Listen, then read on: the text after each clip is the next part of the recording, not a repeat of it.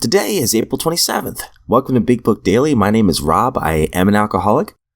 It's a thrill, honor, and joy to be here with you today as we journey through the Big Book of Alcoholics Anonymous and the 12 Steps and 12 Traditions. Today out of the Big Book, we're going to be reading from Personal Stories Part 2, They Stopped in Time. Story number 9, It Might Have Been Worse, pages 351 through 353. And out of the 12 and 12, we're going to be finishing up, I believe, today. Maybe not today. It's very close, though. Step 12. Page 125. So with all that, I hope you're doing well this morning, my friends. We've been given a brand new set of 24 hours, and it's up to us who we decide to be.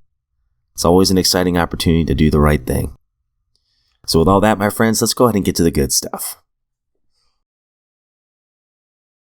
All right, my friends. So if you recall from yesterday's reading, our friend here, much like, very similarly like a lot of the stories we've read, didn't really have a bad childhood. So this is another one. I think this is actually more often than not. It's not been some kind of childhood trauma or anything like that that has caused this person's alcoholism. It shows nothing or no one to blame for alcoholism. He is starting to black out and was worried about drinking and driving, so now he's taking taxis to and from wherever he wants to go. And again, we're going to continue that idea by reading 351 through 353. It now became necessary to have noon drinks. At first just 2, then gradually more. My hours of work were flexible, so that returning to the office was not always important. Then I became careless and returned sometimes when I shouldn't have. This worried me. The last 2 years of my drinking, my entire personality changed to a cynical, intolerant, and arrogant person completely different from my normal self. It was at this stage of my life that resentments came in. Resenting anyone and everyone who might interfere with my personal plans and ways of doing things, especially for any interference with my drinking. I was full of self-pity. I will never know all the people I hurt, all the friends I abused, the humiliation of my family, the worry of my business associates, or how far-reaching it was. I continue to be surprised by the people I meet who say, "You haven't had a drink for a long time, have you?" The surprise to me is the fact that I didn't know that they knew my drinking had gotten out of control. That is where we are really fooled. We think we can drink to excess without anyone's knowing it. Everyone knows it. The only one we're fooling is ourselves. We rationalize and excuse our conduct beyond all reason. My wife and I had always encouraged our children to bring their friends home at any time. But after a few experiences with a drunken father, they eliminated home as a place to entertain friends. At the time, this didn't mean much to me. I was too busy devising excuses to be out with my drinking pals. It seemed to me my wife was becoming more intolerant and narrow-minded all the time. Whenever we went out, she appeared to go out of her way to keep me from having more than one drink. What alcoholic can be satisfied with one drink? After every cocktail party or dinner party, she would say that she couldn't understand how I could get in such a drunken stupor on one drink. She, of course, didn't realize how cunning an alcoholic can be, and the lengths to which he will go in finding ways to satisfy the compulsion for more and more drinks after having had that first one. Neither did I. Finally, our invitations became fewer and fewer as friends had more experiences with my drinking pattern. 2 years before I joined AA, my wife took a long trip, during which she wrote me she just couldn't return unless I did something about my drinking. It was a shock, of course, but I promised to stop and she returned. A year later, while we were on a vacation trip, she packed up to go home because of my excessive drinking, and I talked her out of it with a promise that I would go on the wagon for at least a year.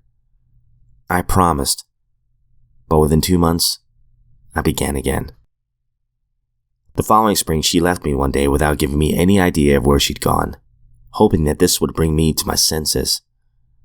In a few days, an attorney called on me and explained that something would have to be done, as she couldn't face returning to me as I was.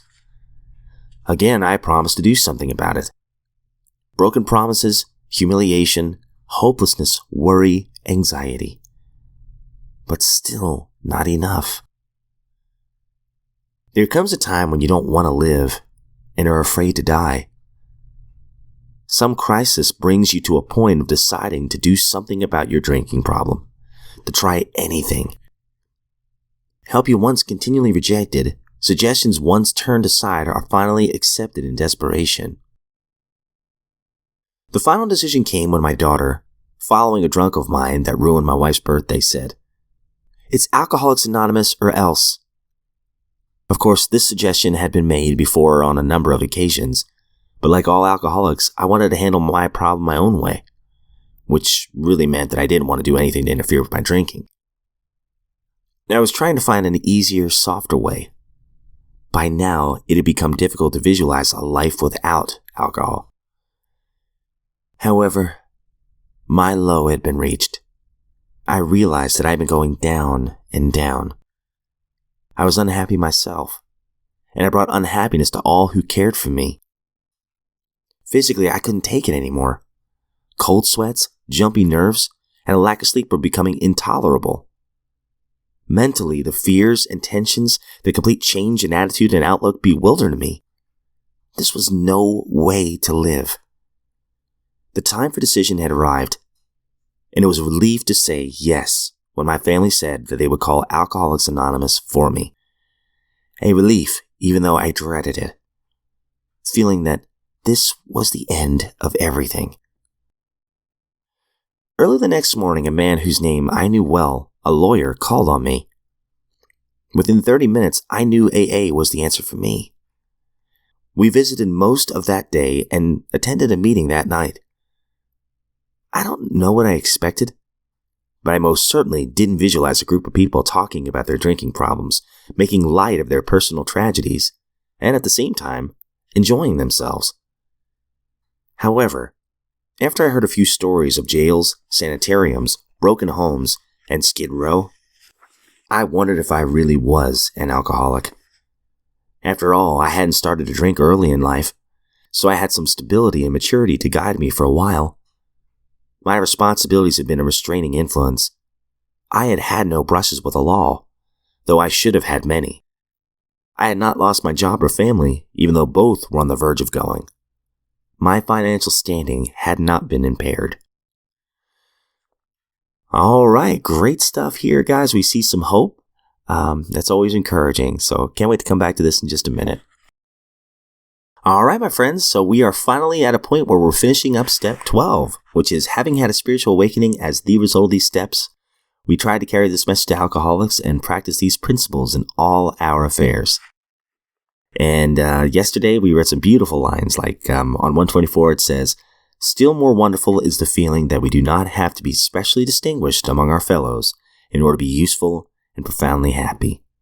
A little further down, "The well-understood fact that in God's sight all human beings are important.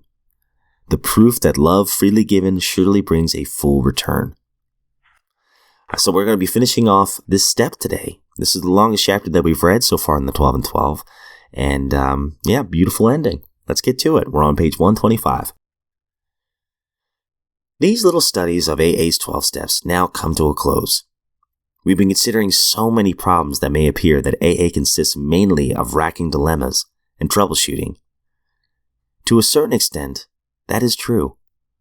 We've been talking about problems because we are problem people who have found a way up and out, and who wish to share our knowledge of that way with all who can use it. For it is only by accepting and solving our problems that we can begin to get right with ourselves and with the world about us, and with Him who presides over us all. Understanding is the key to right principles and attitudes, and right action is the key to good living. Therefore, the joy of good living is the theme of AA's 12 steps. With each passing day of our lives, may every one of us sense more deeply the inner meanings of AA's simple prayer: God, grant us the serenity to accept the things we cannot change, courage to change the things we can, and the wisdom to know the difference. All right, absolutely beautiful. I love this line right here. It says, the right actions is the key to good living, and the joy of good living is what the 12 steps all about, according to this. I love that it's not feelings are the key to right living. It's action. Even if we don't feel like it, we can still practice step 12. We can still carry this message. Practice these principles in all our affairs. Not perfect these principles, practice them. Keep working at them. And by trying and by seeking and working and praying and practicing these principles in all our affairs, somehow we feel joy. Which, according to 125 right here, the joy of good living is the theme, and another word for theme is message or lesson, of AA's 12th step. Beautiful. And then, of course, the Serenity Prayer. How many times has that helped me out? Oh my gosh. God, grant us the serenity to accept the things we cannot change, the courage to change the things we can, and the wisdom to know the difference. It's one of my favorite prayers I've ever learned, thanks to this program. There's so much in that. And going back to the big book real fast, I can certainly relate to our friend here. You know, thinking that you're fooling people when, with your drinking and everybody knows.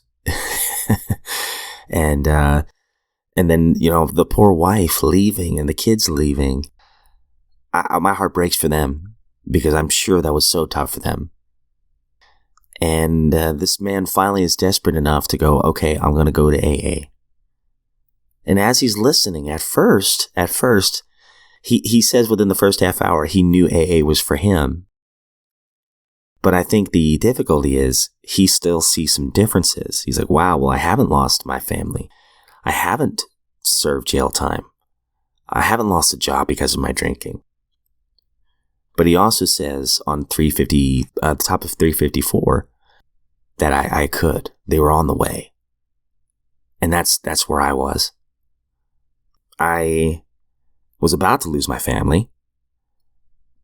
And oftentimes I wonder what my life would have looked like if I kept on drinking.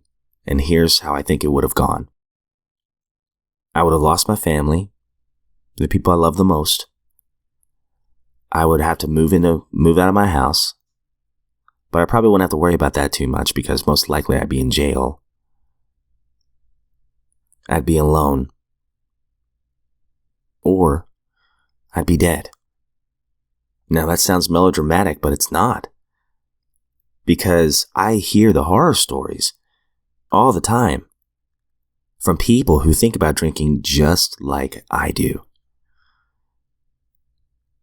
So that's why I just keep coming back, That's why I keep trying to practice these principles in all of my affairs, which is a lifetime step, right?